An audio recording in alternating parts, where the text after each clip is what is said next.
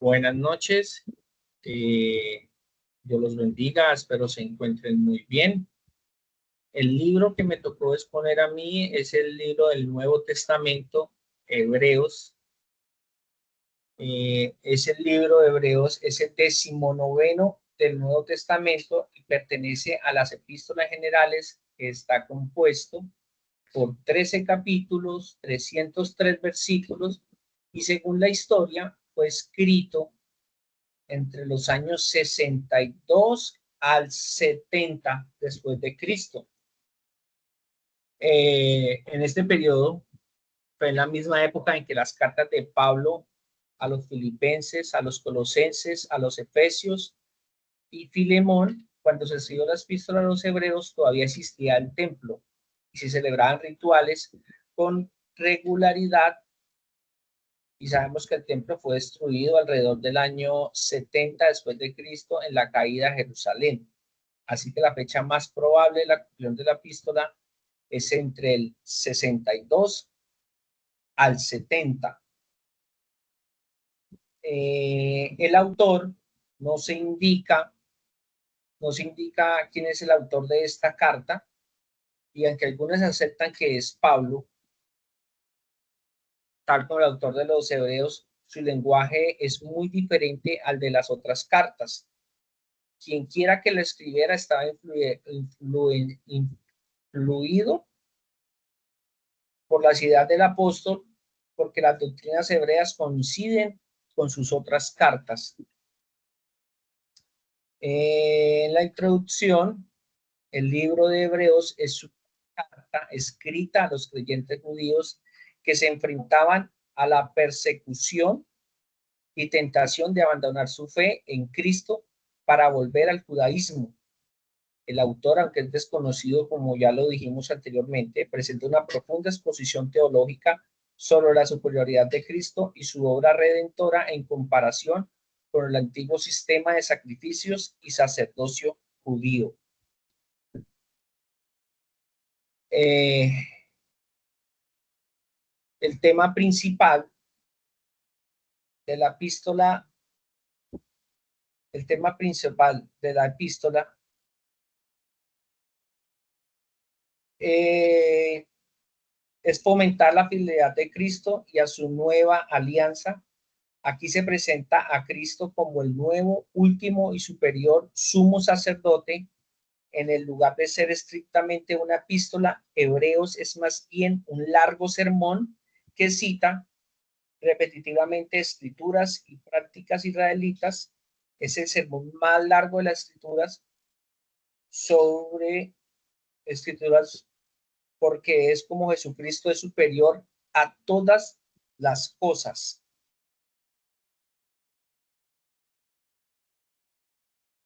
Los personajes principales que podemos ver ahí en este libro es Melquisedec, que es el rey de justicia y sacerdote superior del Dios Altísimo. También podemos ver a Moisés, que es el gran libertador de Israel, a Abraham, que su nombre original era Abraham, y luego Dios lo cambia a Abraham, padre de la fe y patriarca del pueblo de Israel. A Isaac, que es hijo de Abraham y Sara, hijo de la promesa y heredero del pacto hecho por Dios con Abraham. También vemos a Jacob, que es hijo de Isaac y Rebeca, hijo de Esaú. También vemos a José, hijo de Jacob y de Raquel, que llegó a ser gobernador de Egipto. Y a Rahab, que vemos que es la mujer de Jericó, que hizo un acto de fe cuando escondió a los espías enviados por José y los ayudó a escapar.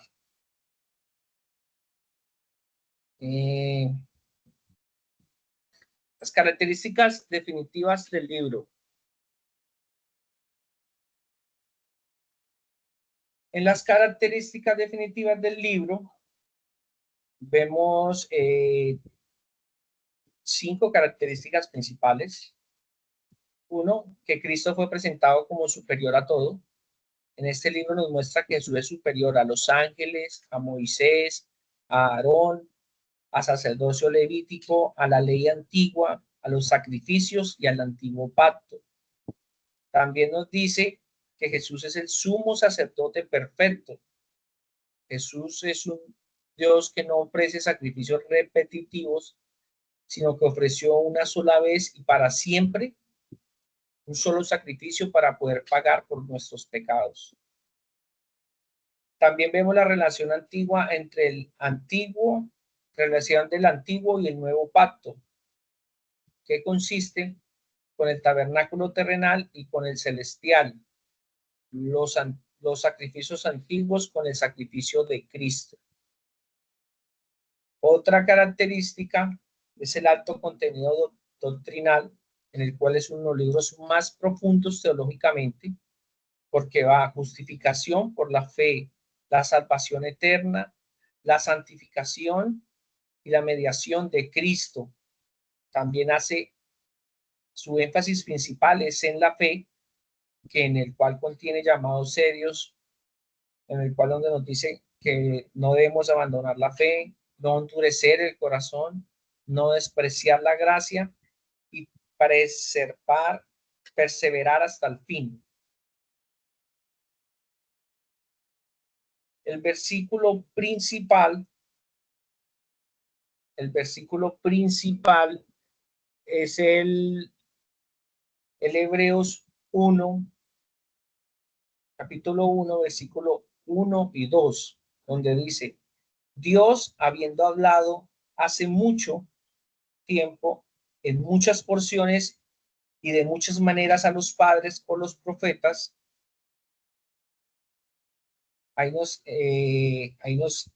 muchos por los profetas, en estos últimos días nos ha hablado en su Hijo, a quien constituye el heredero de todas las cosas y por medio de quien hizo también los siglos. Cuando nos dice que Dios habló de muchas veces, de muchas maneras, ahí es que Jesucristo se comunicaba anteriormente por medio de profetas, por medio de sueños, de visiones y ángeles de Dios, y nunca estuvo en silencio. Él siempre habló a su pueblo y los guió en todo como un buen padre que es con nosotros. Cuando Él nos dice que en estos días nos ha hablado en su Hijo, a quien constituyó heredero de todas las cosas, nos está diciendo que ahorita nos habla de una forma directa y completa a través de Jesús, diciéndonos que Jesús no solo el mensajero, que Jesús es el mensaje directo y que Él es el heredero de todo. Jesús tiene la autoridad total sobre el cielo, tierra y sobre toda la creación, porque Dios puso bajo su dominio todo, porque Él fue quien hizo el universo. Y Jesús no solo vino al mundo, Él creó el mundo y es eterno, divino, omnipotente, omnipresente. Principales acontecimientos de los hebreos. En los principales acontecimientos de los hebreos podemos ver primero la superioridad de Jesucristo, que está entre Hebreos 1 del 1 al 14. En este podemos ver, resumen de los hebreos, cuando es la revelación final de Dios, donde nos dice que Jesús es la máxima revelación de Dios, que Él es el heredero de todo, es el creador del universo, el resplandor de la gloria de Dios y es la imagen exacta de su sustancia y sostiene todas las cosas con su palabra poderosa.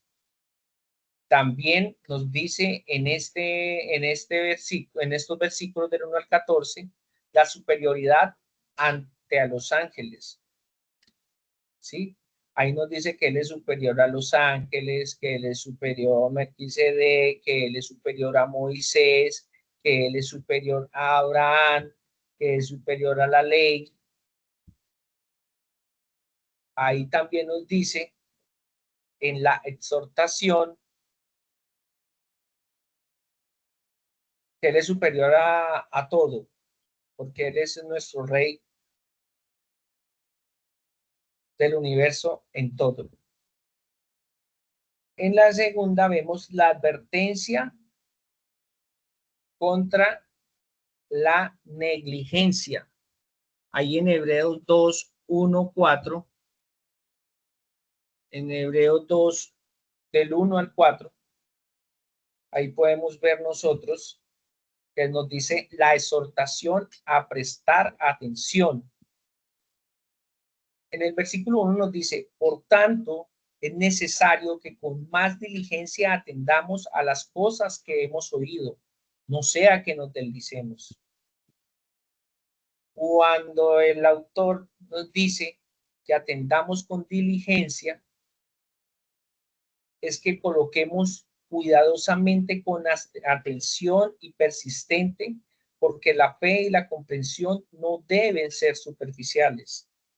Y dice, no sea que deslicemos, o que no sea que nos apartemos.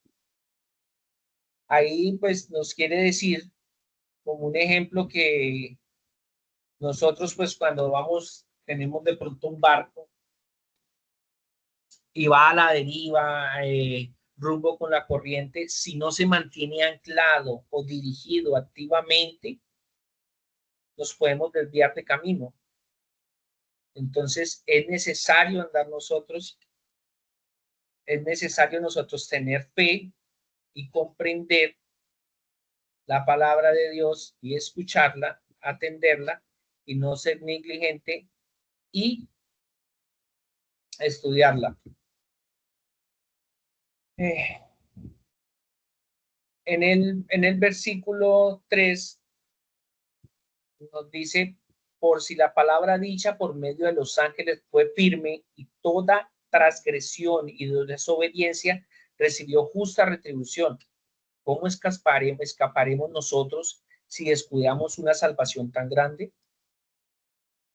Cuando nos dice que la palabra dicha por medio de los ángeles se refiere a la ley del Antiguo Testamento. Eso fue incluso que fue dada a través de los seres creados de los ángeles. Y también hay de la desobediencia bajo ese sistema tenía unas consecuencias y unos castigos seguros por no cumplir dicha ley. Cuando nos preguntamos que cómo escaparemos nosotros si descuidamos una salvación tan grande, este es lo más importante de este versículo. Porque si había un castigo por desobedecer la ley de los ángeles, ¿cuánto será el castigo para aquellos que ignoramos o descuidamos la salvación traída por el mismo Hijo de Dios? O sea, si los ángeles es menor que Jesús, si había castigo, entonces sí, pues desobedecemos la palabra que nos da nuestro Padre Celestial, pues el castigo es peor para nosotros. Es peor, es peor. En el versículo 4 nos habla en el cual dice, la cual, habiendo sido anunciada primeramente por el Señor, no fue confirmada por los que oyeron, testificando Dios juntamente con ellos y dio señales y prodigios y diversos milagros, repartimientos del Espíritu Santo según su voluntad. Ahí cuando nos dice que nos fue confirmada por los que oyeron. Entonces, ahí el autor nos quiere decir que no fue uno de los apóstoles originales, ¿sí? Que ellos recibieron el evangelio de testigos oculares, puede ser los apóstoles o discípulos. Esto nos dice, pues esto apela a la fiabilidad histórica del evangelio, porque ahí nosotros no sabemos quién era el autor, no sabemos quién lo escribió. Entonces, cuando dice testificando Dios juntamente con ellos, nos confirma que no fue solo humano, sino fue también ayuda divina, y Dios fue quien validó el mensaje apostólico a través de señales y prodigios y de diversos milagros y repartimiento del Espíritu Santo, dándole a los apóstoles los dones para hablar en lengua, los dones de sanidad, dones de profecías, para que ellos cuando iban a dar la palabra de Dios, que iban en nombre de Jesús. Y él por eso los repartió y les dijo, te doy este don, y ellos tenían la potestad de sanar y de decir profecías y todo, pero todo en el nombre de Dios. En este capítulo, del 2, del 1 al 4, nos hacen llamado urgente a la perseverancia, a la diligencia espiritual. El autor advierte que la pasividad ante la verdad de Cristo es peligrosa y que el mensaje del Evangelio es digno de nuestra máxima atención porque proviene de la autoridad más alta, que fue nuestro Señor Jesucristo, y fue validada por el poder de Dios.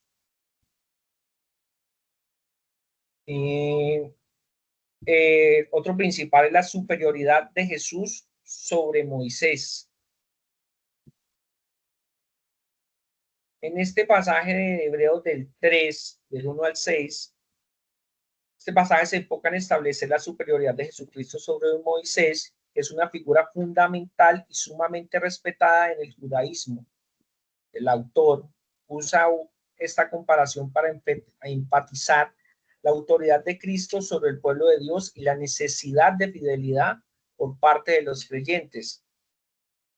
En el versículo 1 nos dice: por tanto, hermanos santos, participantes del llamamiento celestial, considerad al apóstol y sumo sacerdote de nuestra profesión, Cristo Jesús. Cuando dice hermanos santos, se dirige a nosotros los cristianos que hemos sido santificados por su fe. Cuando nos dice que considerar al apóstol y sumo sacerdote de nuestra profesión, se insta a meditar profundamente en la persona de Jesús, porque Él es más que un apóstol y más alto que un sumo sacerdote. En los versículos del 2 al 4, donde nos dice: el cual es fiel al que la constituyó, como también lo fue Moisés en toda la casa de Dios. Porque de tanta mayor gloria que Moisés es estimado cuando tiene mayor honra el que hace la casa que la casa misma. Porque toda casa hecha por alguno, pero el que hizo todas las cosas es Dios. Cuando dice que es fiel al que la constituyó, al que la construyó, como también lo fue Moisés, ahí está reconociendo la fidelidad de Moisés en su labor, ¿sí? Porque te la construyó y Moisés siempre fue fiel con Dios. De tanta mayor gloria que Moisés es estimado aquí donde comienza el argumento de superioridad. La analogía utilizada es la de una casa, quien representa al pueblo de Dios y la estructura de salvación de Dios. También acá en donde nos dice que mayor honra el que la construye o el que la hace que la misma casa. Moisés fue parte de la casa de Dios, un fiel administrador dentro de ella. Jesús, sin embargo, es el constructor de la casa y tiene más honor que la misma casa, porque Él es el pilar de todo. Él es el constructor, el diseñador. Él es el que lo hizo todo. Y ahí subraya, pues, como Jesús, como nuestro creador, y es superior a Moisés, quien fue creado y fue un ser creado y un siervo. En el versículo 5-6 nos habla sobre el siervo y el hijo. Y Moisés, a la verdad, fue fiel en toda la casa de Dios como siervo, para testimonio de lo que se había de decir después, pero Cristo como hijo fuera de su casa, la cual casa somos nosotros, si retenemos firme hasta el fin la confianza y gloriarnos en la esperanza. Moisés era el siervo. La función de Moisés era de ser un siervo leal que administrara un sistema temporal, que era el tabernáculo, y preparando el camino para la revelación completa venidera de nuestro Señor Jesucristo. Pero Cristo, como hijo sobre su casa, es el heredero y dueño de la casa, es autoridad absoluta y natural. En este pasaje, en hebreo nos establece que Jesús supera a Moisés no solo en honor, sino en naturaleza y función. Moisés fue un siervo de la casa, dentro de la casa, pero Jesús era el hijo que la construyó y la posee. La lección para los creyentes es de necesidad vital mantener una fe constante, perseverante en Cristo. Otro acontecimiento fue la advertencia con la incredulidad, que lo vemos en Hebreos 3, del 7 al 19. En este pasaje es una solemne advertencia extraída del Salmo 95, que utiliza el ejemplo trágico del pueblo de Israel en el desierto para exhortar a los creyentes y evitar la incredulidad y endurecimiento del corazón. El mensaje central es la necesidad de perseverar en la fe para entrar en reposo con Dios.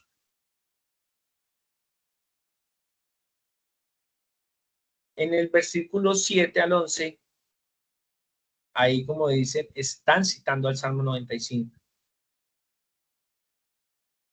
Ahí citan el Salmo 95 como una advertencia para escuchar la voz de Dios hoy y no endurecer el corazón como lo hizo el pueblo de Israel durante su travesía por el desierto. A pesar de haber presenciado las obras de Dios durante 40 años, la incredulidad del pueblo llevó a que Dios disgustara con esa generación y jurara que no entrarán en su reposo, o sea, en la tierra prometida. En el versículo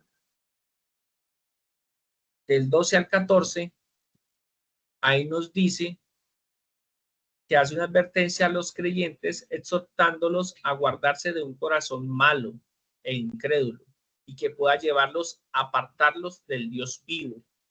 Porque si tenemos un corazón incrédulo y malo, pues Dios no va a morar en nuestras vidas, ni va a morar en nuestro mundo, ¿sí? En nuestros pensamientos, no va a morar en nuestra casa, no va a morar en nada de lo que nosotros hagamos. Y para esto, nosotros pues debemos evitar diariamente ser endurecidos por el pecado. Que nosotros debemos mantener firme la confianza en Dios.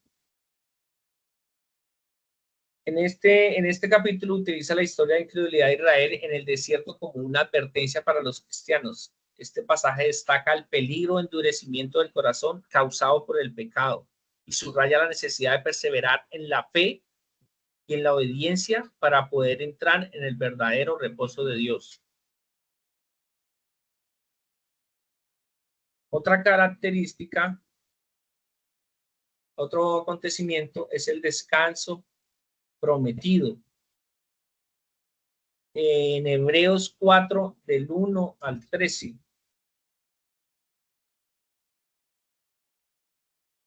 Donde nos dice que el versículo del 1 al 5, en el capítulo 4, el versículo del 1 al 5 nos habla de la promesa vigente del reposo. El autor comienza advirtiendo que cuando la promesa de entrada del reposo de Dios sigue vigente, los creyentes deben temer perderla por ser incrédulos, tal como sucedió a la generación del desierto. Ahí cuando nos dice, temamos, pues no sea que parezca que alguno de vosotros se quede atrás. El reposo no es solo tierra prometida. En ellos la tierra prometida era Canaán, sino es una realidad espiritual más profunda. El autor teme que por falta de fe algunos creyentes no logren alcanzar la herencia de la tierra prometida. Nosotros a veces pues no tenemos fe, no tenemos una fe sólida en la cual por las circunstancias, por los desiertos que pasamos, muchas veces nos apagamos Muchas veces el desierto, que un desierto cuando nos llega a nuestras vidas, que es para fortalecer nuestra fe, a nosotros se nos debilita o nos coge muy mal parados y, y perdemos la fe, es decir, no, no sé si pase o no pase, ¿sí? Pero es esto debido a que al mismo desierto que Dios nos ha enviado para fortalecer, pero nosotros no lo vemos de esta manera. Nosotros lo vemos de otra manera, en el cual por no tener nuestra fe activa, no podemos alcanzar la gloria de Dios. En el versículo Dios, cuando dice, porque a nosotros también se nos ha anunciado la buena nueva como a ellos, pero no les aprovecho el oír de la palabra, por no ir acompañada de fe en los que oyeron. El mensaje de salvación fue ofrecido a Israel en el desierto, pero por falta de fe les impidió entrar a la tierra prometida. Pero los que hemos creído entramos en reposo. Cuando nos dice que entramos en el reposo, ahí donde dice reposo de Dios en el día séptimo de todas sus obras. En Génesis 2, capítulo 2, versículo 2 dice, y reposó Dios en el día séptimo de todas sus obras. Cuando ya los 6 días él hizo todo, la creación, el día séptimo lo utilizó para el reposo. Pero la entrada del reposo sigue dependiendo de la fe. El autor aclara que el reposo es más que un lugar físico o un día a la semana, es un estado espiritual profundo que aún está disponible. Si Josué hubiera dado a Israel el reposo final al entrar a la tierra prometida de Canaán, Dios habría hablado siglos después a través de David en el Salmo 95 sobre otro. Esto demuestra que Canaán no era el reposo final y que era la invitación a entrar, y esta invitación a entrar sigue abierta hoy en nuestras vidas, a estar en reposo con Dios. También nos dice, nos habla del reposo sabático para el pueblo de Dios.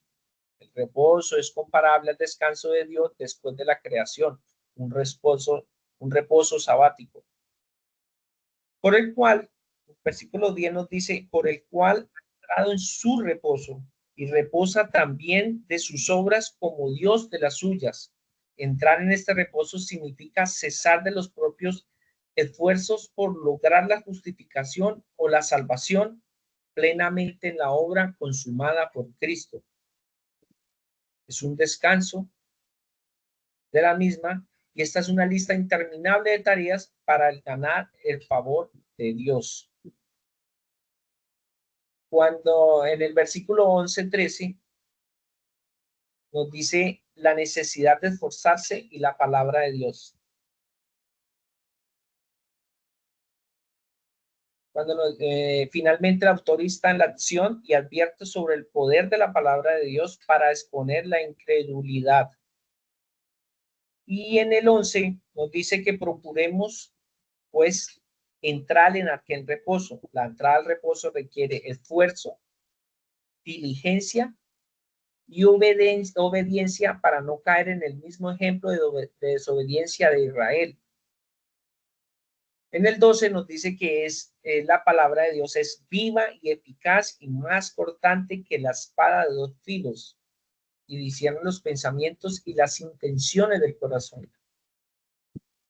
Nosotros sabemos que la palabra de Dios no es palabra de letra muerta, sino es un instrumento activo y poderoso que penetra hasta lo más profundo del ser humano, revelando así la fe genuina o la incredulidad, según como tú tengas firmeza en tu mente, como según como tú creas en Dios. Y no hay cosa, en el versículo 13 nos dice, no hay cosa creada que no sea manifiesta en su presencia. Para Dios no se puede esconder nada. En su palabra expone todo, y ante Él todos rendiremos cuenta el día que Él nos llame. Todos. Y nos va a decir, sí, Señor, Mauricio hizo esto, Mauricio no hizo, dejó de hacer tal y tal cosa. Dios, cuando estemos en su presencia, nos llama a rendir cuentas. En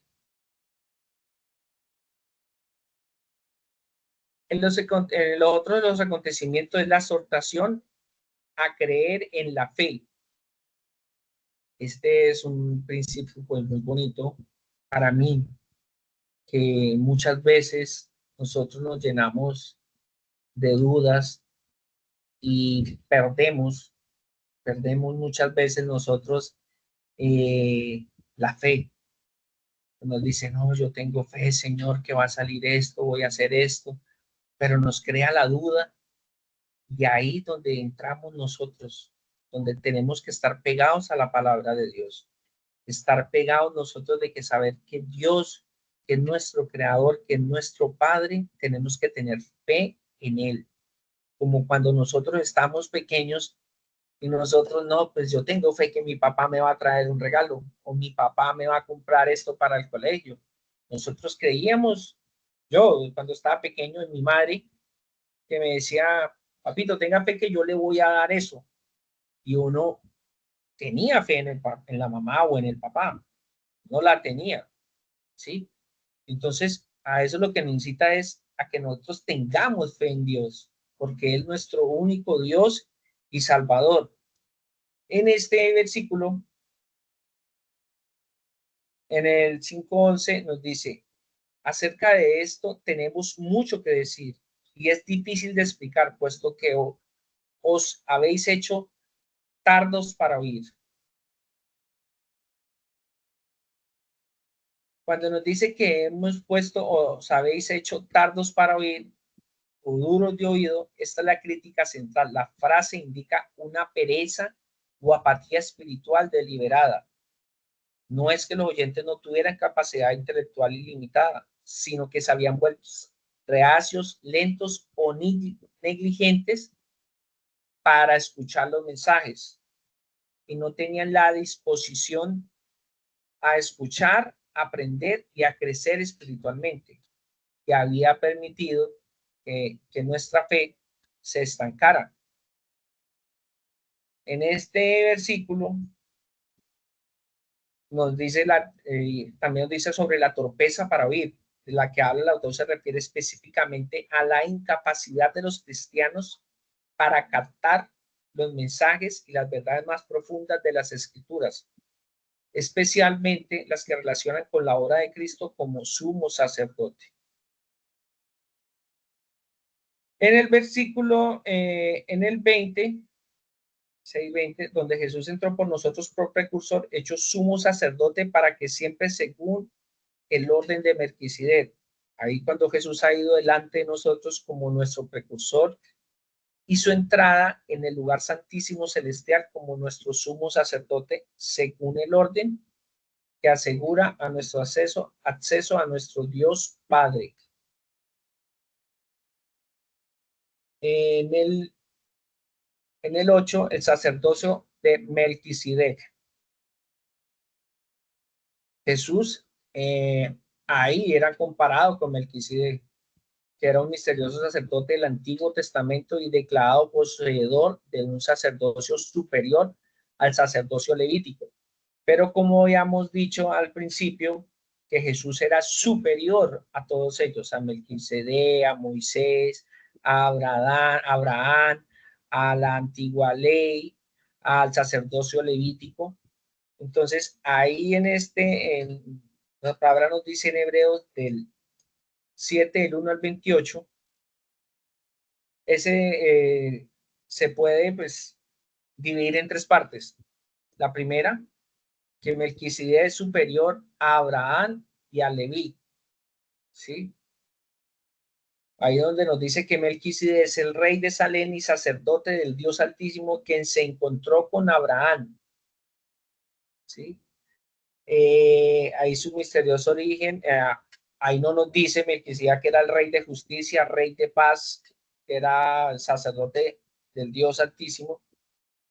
No se conoce su origen, ni padre, ni madre, ni genealogía, lo cual sirve como un símbolo de la naturaleza eterna del Hijo de Dios.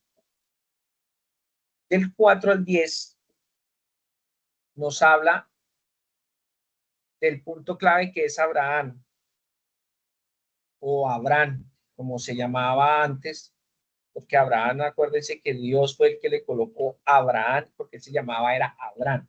El patriarca venerado por los judíos pagó diezmos a Melquisedec y fue bendecido por él, y esto demuestra que Melquisedec era superior que Abraham, dado que el sacerdocio levítico de Aarón, descendiente de Leví, quien a su vez era descendiente de Abraham, estaba en la línea de Abraham, y el sacerdocio de Melquisedec es por extensión y superior al levítico, entonces estaba por encima de Abraham y de Leví. Ahí también podemos ver el cambio de ley y de sacerdocio.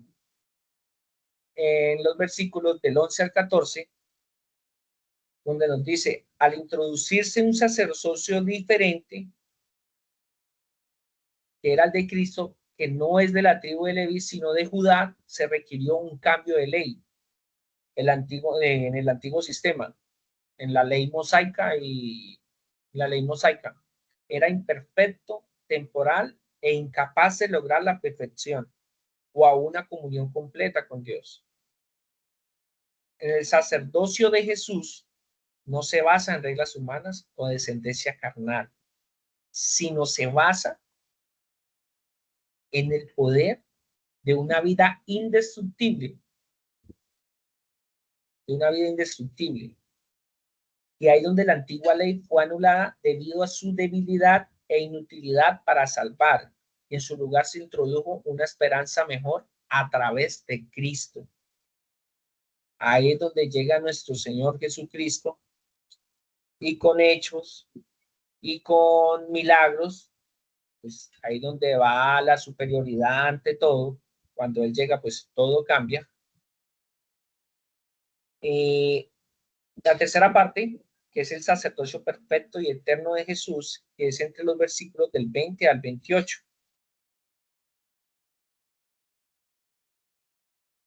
Del 20 al 22, el sacerdocio de Jesús fue establecido mediante un juramento directo de Dios. Juró el Señor y no se arrepentirá. Tú eres sacerdote para siempre.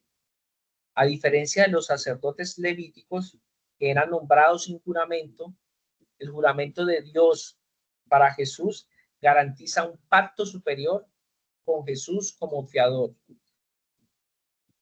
En el 23 al 25, los sacerdotes levíticos eran muchos porque morían y no tenían que ser reemplazados. No tenían que ser reemplazados. Jesús, sin embargo, hacía ya en carne muerto, pero espiritualmente vive con nosotros. Vive en nuestros corazones, vive en nuestra mente, porque Él es un Dios que vive para siempre y posee un sacerdocio inmutable y perpetuo. Por eso Él puede salvar perpetuamente a los que se acercan a Dios a través de Él, ya que siempre vive para interceder por ellos y está sentado a la diestra de nuestro Dios Padre. Del 26 al 28 nos dice que Jesús es el sumo sacerdote ideal, santo, inocente, sin mancha, apartado de los pecadores y exaltado más allá de los cielos, a la diferencia de los sacerdotes humanos que debían ofrecer sacrificios diarios, primero por sus propios pecados. Pero nuestro Señor Jesucristo fue tan grande y tan poderoso que se ofreció a sí mismo en la cruz para pagar por todos nuestros pecados. Nosotros, Él ya pagó el precio y hizo un solo sacrificio, que con eso paga todo y borra todos los sacrificios que hacían antiguamente o lo hacían en el Antiguo Testamento cada vez que pecaban. ¿Sí? En Hebreos 7, pues nos muestra que el sacerdote de Jesús, modelado por Melquisedec, es eterno, divinamente juramentado y moralmente perfecto. También acá podemos ver el santuario celestial y el sacrificio de Cristo. Ahí en esa, el autor explora el santuario celestial y la eficacia del sacrificio de Cristo, que se presenta como supremo y capaz de purificar la conciencia de los creyentes. Ahí en el capítulo 9, el sistema antiguo era temporal y simbólico. Ahí cuando el sistema antiguo nos describe el tabernáculo, que era pues, el tabernáculo era un templo portátil que usaban los israelitas en el desierto. Este tabernáculo tenía, bueno, unos espacios sagrados, eran separados por velos, tenían dos partes principales.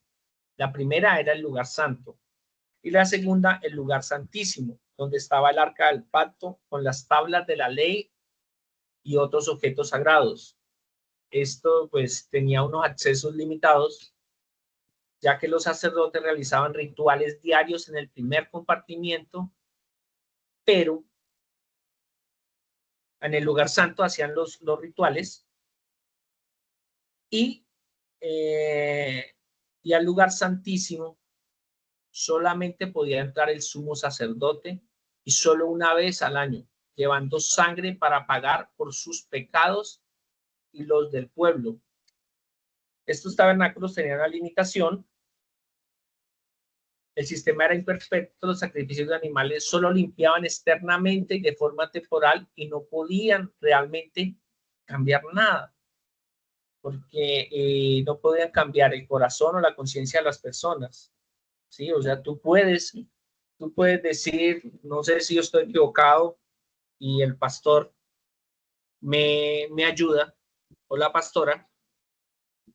Por ejemplo, yo puedo ofrecer, ay, sí, Señor, perdóname, Padre Celestial, Señor, te ofrezco esto porque he pecado. Te ofrecí, te di un sacrificio, te di el mejor cordero, pero realmente yo no estoy cambiando. Por el momento yo entregué algo diciéndole, Señor, perdón, pero mi corazón no, no cambia con un simple sacrificio, con una simple ofrenda. No sé, el pastor, si me ayuda y al final me dice si estoy en lo cierto o estoy equivocado, pastor.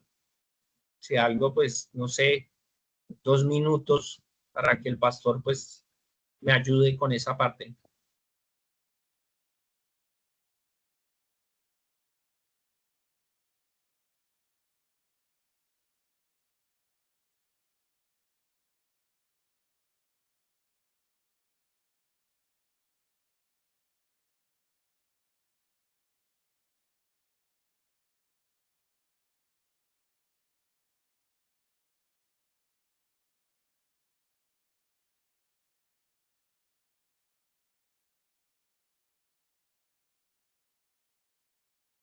Bueno, ahí en el versículo del 11 al 14 dice el sacrificio único y eterno de Cristo.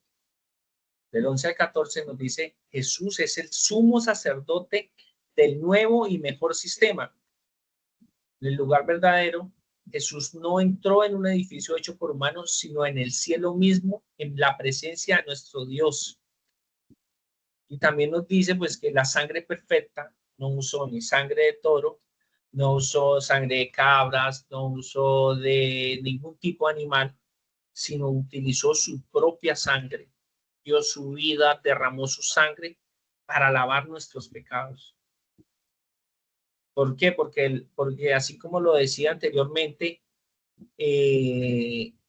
la sangre de animal no va a limpiar, no limpia el cuerpo, o solo limpiar el cuerpo como tal, pero la sangre de Cristo limpia nuestra conciencia de las obras muertas, permitiéndonos servir a Dios de verdad.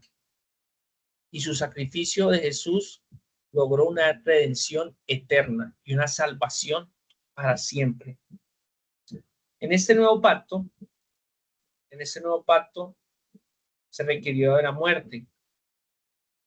El autor usa la analogía de un testamento o herencia. El testamento entra en vigencia. Un testamento solo es válido después de que la persona que lo escribió, solo es válido después de que la persona que lo escribió muere, que es el testador. De la misma manera, el nuevo pacto de salvación solo pudo ser efectivo a través de la muerte de Jesús, porque ahí donde Dios, o sea, da su sacrificio. Dice, yo sacrifico a mi hijo. Que dicen, o sea, sacrificar a su propio hijo es, o sea, es su mayor tesoro, ¿sí? Es su mayor tesoro. Cuando nos dice que la necesidad de la sangre, en el primer pacto que se inauguró con sangre, fue de animales, y la ley de Dios dice que sin derramamiento de sangre no hay perdón de los pecados. Por eso por eso Jesús derramó su sangre, y con eso perdonó nuestros pecados para siempre. Y ahí donde dicen que el sacrificio de Dios, de Jesús, anteriormente era sacrificio animal tras animal tras animal, pero con un solo sacrificio, que él mismo se sacrificó para quitar nuestros pecados. Eso contrasta con los sacerdotes que tenían que sacrificar los animales repetidamente para limpiar los pecados, pero que era animal, mate, si he pecado, entonces llevo la ofrenda, sacrificio, llevo becerro, llevo un ovejo, ¿sí? Pero Dios solo hizo sacrificio por siempre, que era el de su hijo, de entregarlo en la cruz y derramar su sangre. Y acá en esta parte vemos el ejemplo de la fe. En Hebreos el autor destaca varios héroes de la fe del Antiguo Testamento, que ahí vamos a encontrar,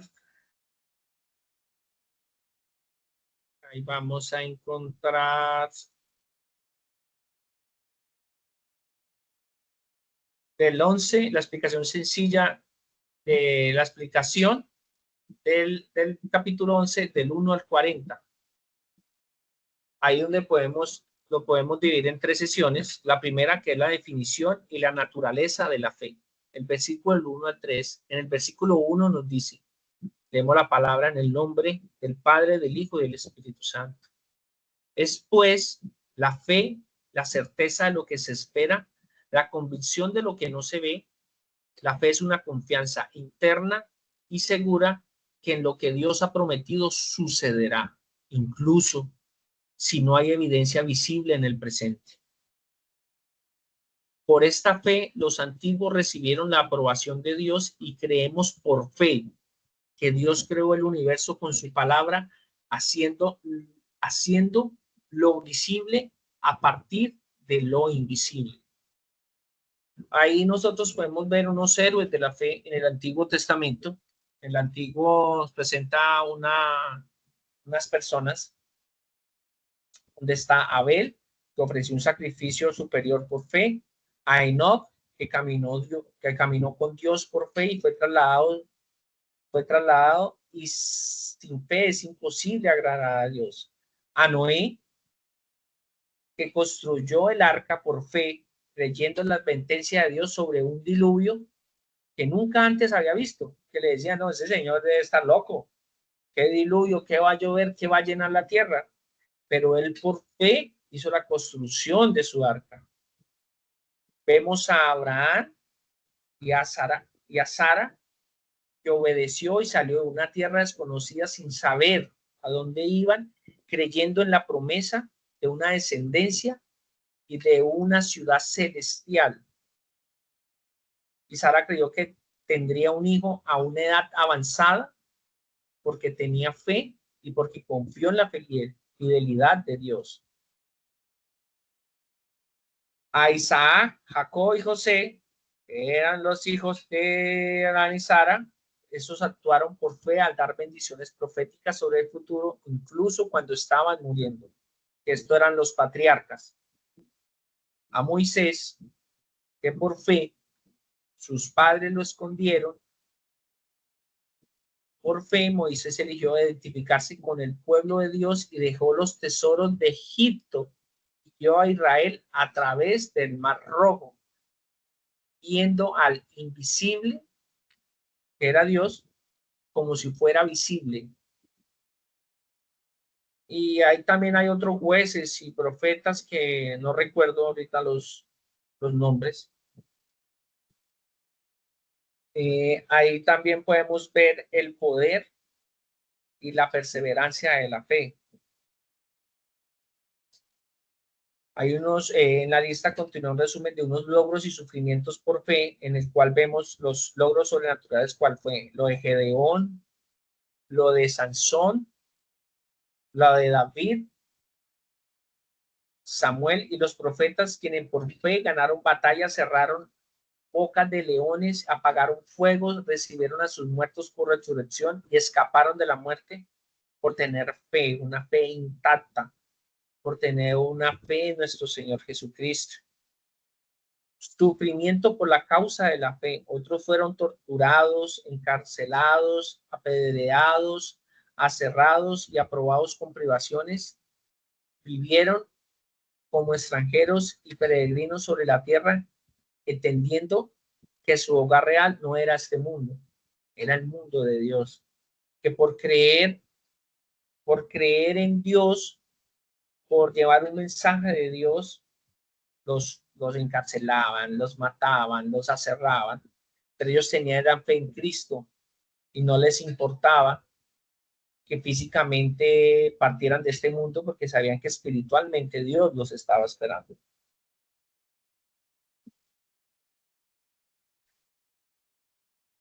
Bueno, sigue también la carrera de la fe en Hebreos 12, del 1 al 13. Se exhorta a los creyentes a perseverar en la carrera de la fe, mirando a Jesús como autor y consumidor de la fe.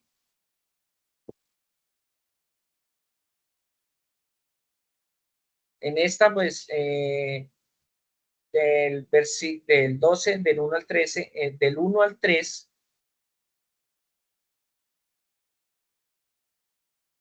nos dice, pues, que despojémonos de todo peso y del pecado. Despojémonos de todo peso y del pecado. Nosotros como cristianos debemos deshacernos de las cargas innecesarias como son nuestras preocupaciones mundanas, nuestras dudas, el pecado que nos asedia con facilidad, que nos tienta repetidamente el pecado, porque sabiendo que nosotros sabemos en nuestra mente, porque es una lucha espiritual y carnal, porque espiritualmente sabemos que está mal. Nosotros nos debemos quitar, o sea, nosotros debemos de quitar, por ejemplo, esos pensamientos de pecado. Es una lucha diaria, es una lucha espiritualmente y carnal, porque carnal, no, buenísimo, ¿sí?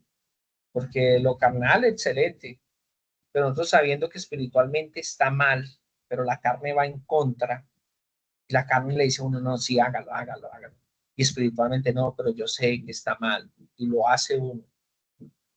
Nos dice también que tenemos que tener paciencia, resistencia y perseverancia en todo para poder ver los milagros de Dios. Y qué más digo yo, en el versículo 2, Jesús es el modelo perfecto, él soportó la cruz por el gozo que le esperaba, despreciando la vergüenza, él es nuestro ejemplo de fe y de resistencia, y ahora está sentado a la diestra de nuestro Señor Dios. En el versículo del 4 al 11, nos habla sobre la disciplina paternal de Dios, que Dios también es un padre amoroso, pero también castiga y disciplina a sus hijos. Ahí Dios también, o sea, Dios por eso nos pone también a pruebas, nos pone dificultades, nos pone desiertos. Por ejemplo, es que usted dice, no, es que yo, mi hijo, al que más quiero, a ese lo doy más duro. Sí, ¿por qué? Porque usted quiere formar a su hijo. Usted quiere que su hijo crezca con unos valores, con unas bases, pero usted cómo lo forma también teniendo disciplina, teniendo autoridad, correcciones, también pasas pruebas difíciles, es todo eso. Y por eso Dios nos disciplina, porque Dios nos ama, Dios nos manda desiertos para eso, para que nosotros podamos fortalecer nuestra fe y no caer, porque lo único que no podemos perder nosotros es nuestra fe. No podemos perder, tener fe, una fe intacta, donde podamos decir, Señor, yo tengo fe de que tú lo vas a hacer. Yo tengo fe de que tú vas a lograr entrar en mi vida, Señor, y crearme a ti, formarme como tu hijo, Señor. Eso es lo que yo tengo que tener fe. Decir, Señor Jesucristo, yo tengo fe de que tú vas a hacer en mí una persona nueva, de que tú vas a hacer en mí una persona, Señor, que pueda en mi cara ver la gente que soy un hijo de Dios. Esa es la fe que yo quiero tener en mi mundo, en mi vida y en mi corazón. Y no quiero, Señor, perder la fe, Señor, por el pecado, ni por los actos de la carne, nada, Señor. Quiero que mi fe sea fortalecida por ti, Padre amado celestial. Y por último, pues el mensaje espiritual de Hebreos es un llamado a confiar total y exclusivamente con Jesucristo, a perseverar con fe y paciencia en la carrera de la vida cristiana y a vivir en comunidad sabiendo que nuestra esperanza está anclada en un Salvador que nos ama y nos intercede constantemente. Les quiero darle muchas gracias por, por, por escucharme, por colocar atención. Gracias al pastor, a la pastora Ruda, pastor Valentín, a Johnny y al grupo bíblico. Dios los bendiga. Tengan una feliz noche.